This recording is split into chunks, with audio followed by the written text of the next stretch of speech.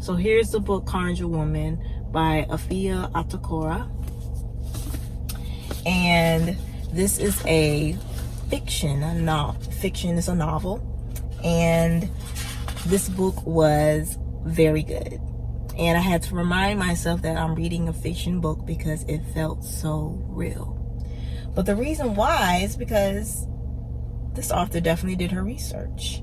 And even here, she has a note that I'm going to read out loud to you, to give you insight.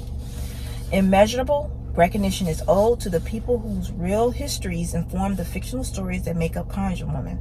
I drew largely from slave narratives, a folk history of slavery in the United States, from interviews as conducted in the 1930s by the Work Projects Administration. To find voice and flavor, curses and cures, so too is great recognition owed to Lucy Zimmerman, Arnaka Westcott, and Betsy Harris, as well as countless unnamed, unknown women whose indignities and suffering under the medical care of J. Marion Sims were detailed in his own The Story of My Life. I offer gratitude to the African American men and women who, through their written narratives, through interviews or amanuensis, willingly and at times unwillingly, shared their experiences within the horrors of the transatlantic slave trade and its long-lasting aftermath. Okay, so that's the author's note that I read right here. And then here is Afia right there. And Afia Atakora was born in the United Kingdom and raised in New Jersey, where she now lives. She graduated from New York University and has an MFA from Columbia University, where she was the recipient of the De Alba Fellowship. Her fiction has been nominated for a Pushcart Prize, and she was a finalist for the Hurston Wright Award for College Writers.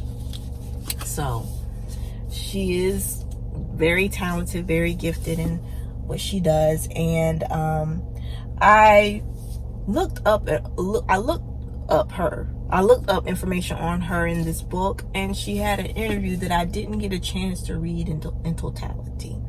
But what I did see is that she initially wrote this book in 9 months, and then she went back, of course, and then put in her details and probably research and things of that nature into the book.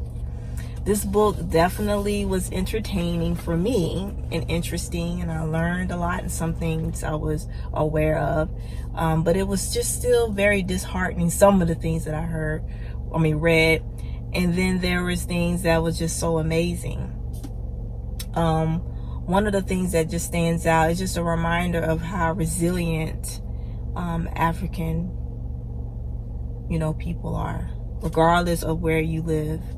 How resilient we are, how powerful we are, how gifted we are, how talented we are, how we've gone through so much and endured so much, and we're still here, you know what I mean? And the more you learn about who you are, no one can tell you anything. And that's why it's so important for Black people in particular to read books, because especially when you understand the nature of how intentionally reading and writing was prohibited, unless you were opening up a Bible.